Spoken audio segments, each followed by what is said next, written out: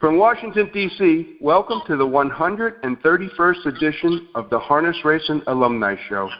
I'm Freddie Hudson, and I'm here today with Trade Martin and Bob Marks. The Harness Racing Alumni Show with your hosts, Freddie Hudson and Trade Martin.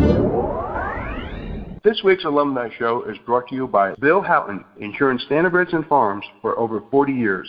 Bill knows the ins and outs of equine insurance. Make sure your equine investments are protected.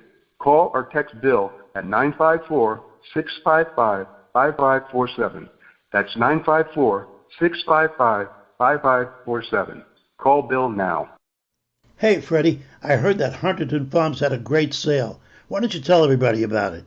Huntington Farms Steve and Cindy Stewart wish to thank all of the owners and trainers that purchased a Huntington Farm yearling at this year's Lexington Selected Sale.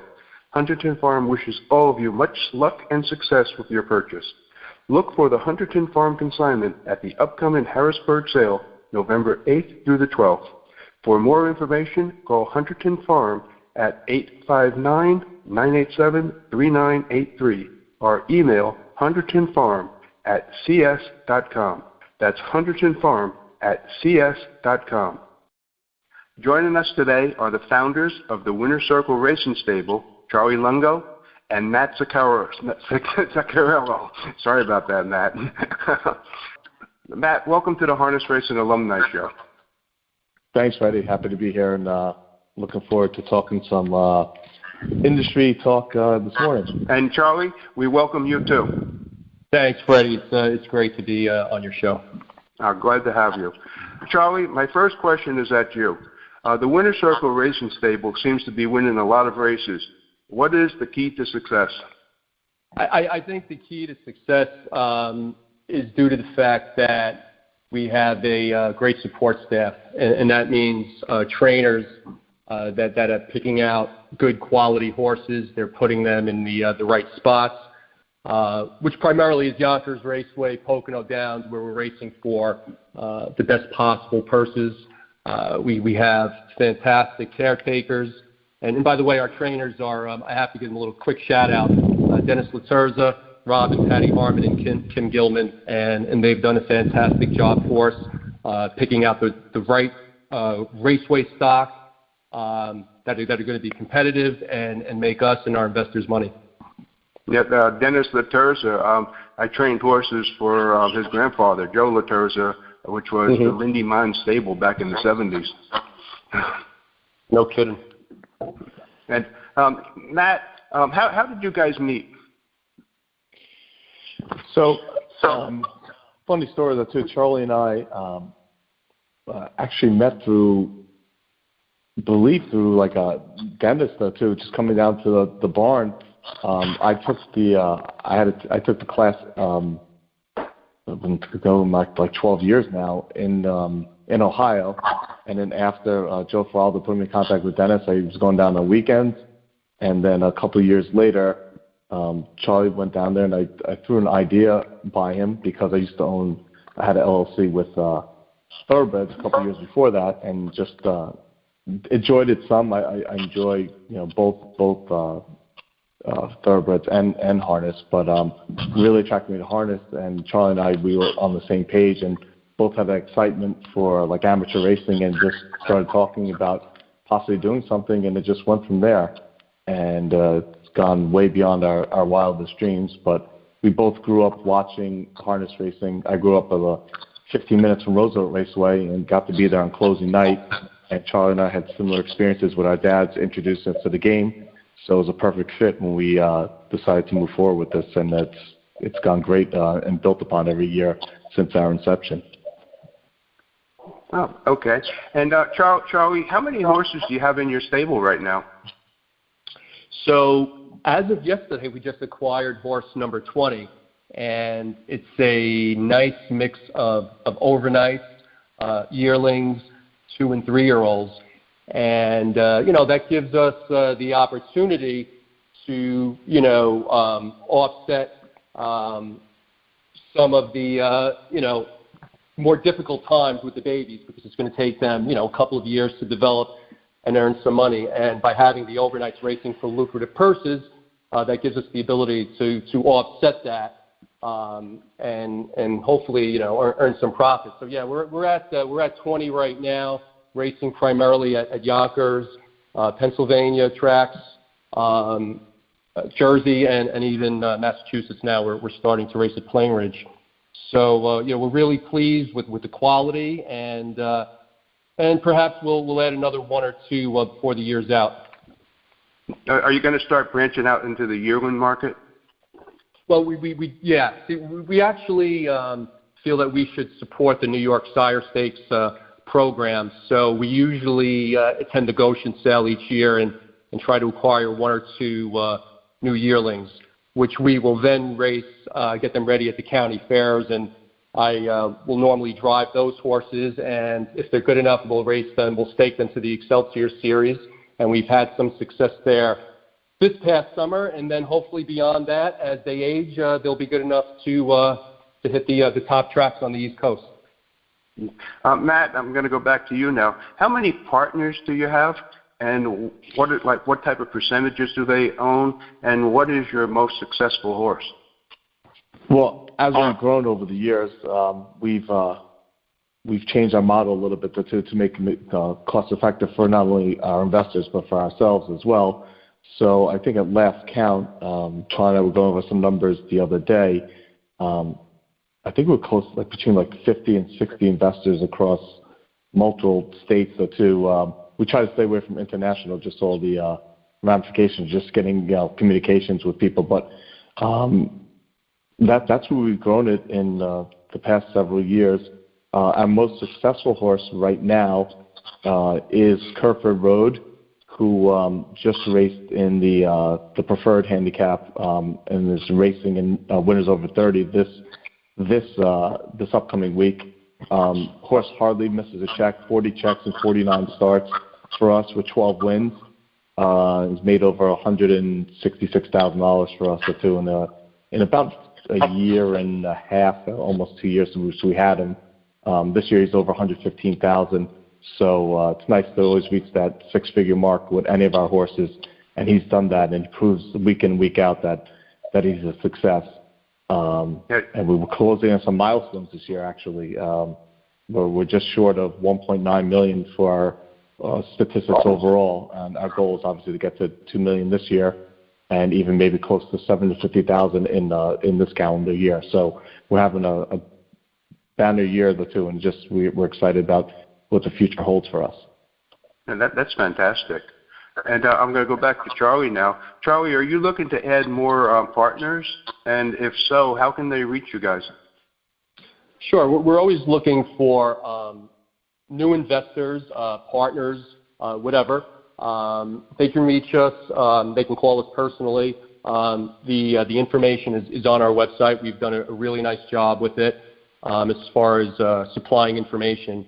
And if they go to www.winnerscircleracing.net, they can call Matt or myself. They can email us. They can also follow us on social media. And, we're very, very transparent as far as the information. If you go to our statistics page on the website, you'll see our results from our very first race as well as, annual earnings since our inception. So there's a wealth of information on there for you. You can make an educated decision as far as whether or not we're right for you. The buy-in is generally very low and affordable, and we encourage everybody to spread the risk. Don't put all your eggs in one basket. The more horses you have, the merrier. You'll have a better experience, and we encourage those that are looking to invest to do that rather than putting their investment into one specific horse. Matt, I know you guys stable your horses at Yonkers, and that basically cuts down on the cost of the billing to the whole stable. Do you have an open door policy for people to visit you at Yonkers Raceway if they wanted to come see you that way? Sure, we do. We have Dennis's stable, one of the last few surviving trainers that's still stable at Yonkers. So that cuts down significantly on our shipping and stall rent costs too. We do have an open door policy. Charlie is the day-to-day operations. I'm more behind the scenes since Charlie's within 15, 20 minutes of Yonkers. I'm more closer to 2 hours, which I do on occasion obviously make my trek up there, which I will this Thursday, since I have 2 amateur drives, the 2 horses I own part of the 2 on Thursday night. But open door policy for there or at Rob's Farm in northwest New Jersey. Anytime the 2, just communicate with us, like Charlie said, via text, email, or giving us a call, set something up. We try to do different events a couple times a year. Obviously, since COVID, things have changed a little bit and the parameters, but for the most part, as long as one of us is there, or even if we're not there, Dennis is more than accommodating for there, similar with Rob as well at his farm, to bring in different any investors or 2 or prospects that might be interested in the day-to-day operations and seeing the horses up front. And then the only thing that I forgot to mention when you said earlier about initial entry is 2.5% of every horse. We've changed that over the years, and we might even look to do 5% because we want people to have some stake in the game too. So win or lose, that obviously a horse makes a lot of money. They'll be able to get more chunk of the purse too. So that's where we're headed towards, and been pretty successful. Everyone's been pretty happy with our models. And so we hopefully have continued growth and success, not only throughout the end of this year, but also moving to 2022. And Matt, at you again, do all the owners have to be licensed in each state that you race in? So we've worked on this, and actually we've actually helped the industry grow that particular part.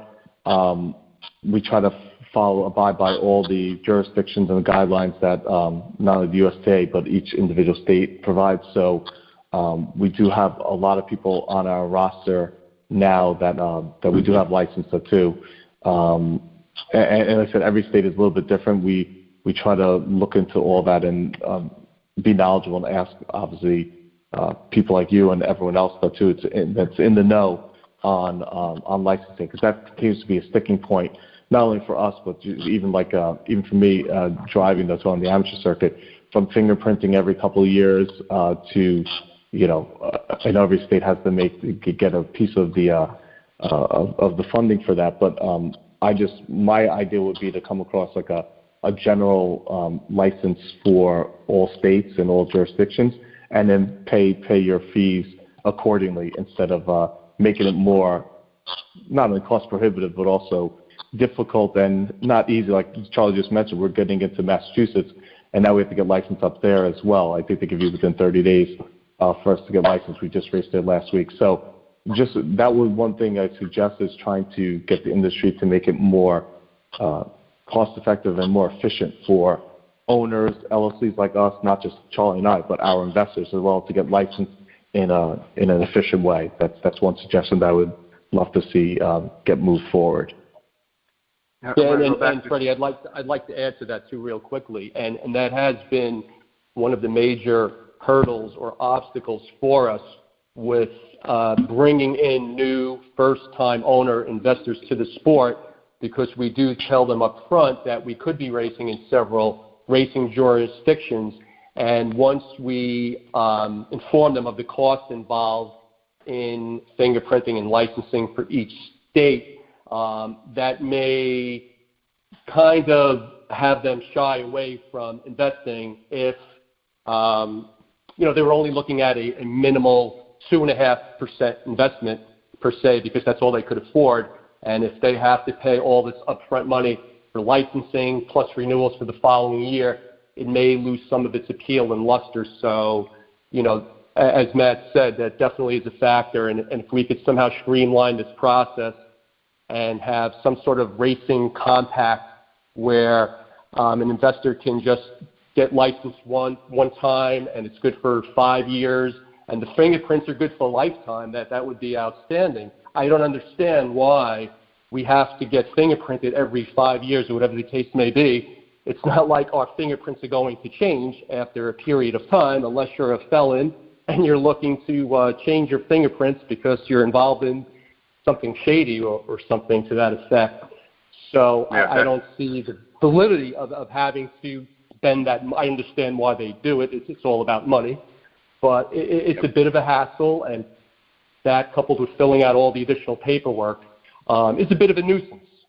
So we can make it more user-friendly for the fans and potential investors to get involved in the game by making the process a little bit more affordable and user-friendly. And I'm going to go back to Charlie again over here. Charlie, you and Matt are both amateur drivers.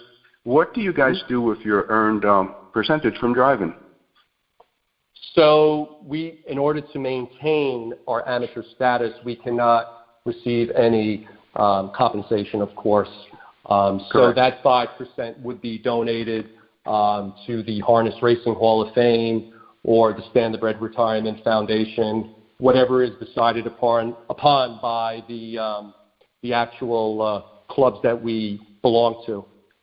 And that's kind of what I thought. Amateurs, and if there are any professionals that want to get back into the amateur game that haven't raced in decades, they're welcome to participate at the amateur level again. However, they would have to donate any racing commissions that they may have earned over the course of their career to get back in to the amateur game, which could be costly for some not as much. I know that only in some clubs that one of the clubs, GSY, does that, where 10 years, if you haven't raced in 10 years, you're able to.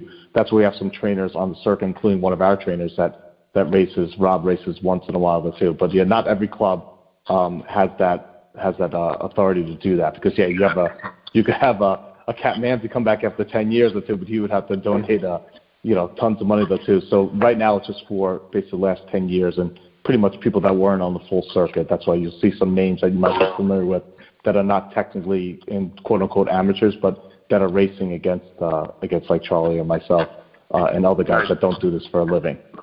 Yeah, I know, like Roy Marone's on the circuit there, and we raced against each other at Freehold and Monticello years and years ago. Yeah, that's right. Yeah, he's one of the ones in Loudon GSY, but like for NADA or the Billings or some of the other clubs that I participate in, he's still considered, I guess, quote unquote, a pro, even though he hasn't done it professionally in years or two. But the GSY does allow him to participate with us as well. And I know when we were doing the Lucien Fontaine thing at Monticello, when he won the Lifetime Achievement Award, Joe Feraldo was there, and Lucien was kidding around with it. He says, hey, if you start winning too many of those amateur races, I'm going to get my buddy Carmine, and we're going to join, because we're now classified amateurs. We're going to come back there and beat your ass. Yeah, it would be a fun experience for us to race against lifetime pros like that, like even Carmine that I grew up watching. But that would be unfortunately the unfair advantage. They still have it, just like riding a bike. I'm sure they would get some quality stock and put us to shame though too. So. And Matt, my last question to you is: how many amateur races have you driven in, and what is your most memorable? Wow, that's funny. I just looked up the stats recently because a couple of my friends asked me how many drives I had. I think I just checked the other day, and close to 500 now in my career. Wow. I'm having my career year this year with 12 wins and 13 seconds, and probably going to go past another goal of goals to race. And my wife would probably say otherwise. I told her I was going to slow down after our child, who's now 4.5. So my goal would be to get to 100 drives this year and 15 wins. So I got 12, and I think I'm in third in the standings in wins for amateurs in the top 3 for this year. Most memorable, obviously, would probably be my Gold Cup win in the Billings at Chester. And after the race, I won by literally a nose. I proposed to my then fiance, now my wife, in the winner's circle though too. So had a nice little write-up in one or two of the Harness Racing magazines, and definitely my most memorable win. And obviously not only for winning, but also for the after fact of proposing in the winner's circle.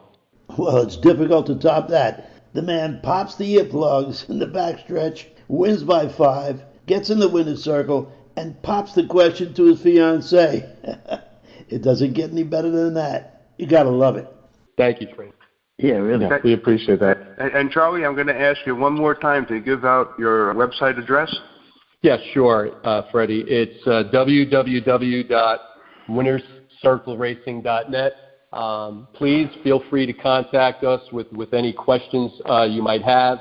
And, I can promise everyone that may get involved that chances are good that we might make some money. If we don't, it's a risky game. We certainly don't guarantee profits, but I will guarantee that everyone will have the time of their lives. If you're passionate about the sport, just remember, we provide the total harness racing experience.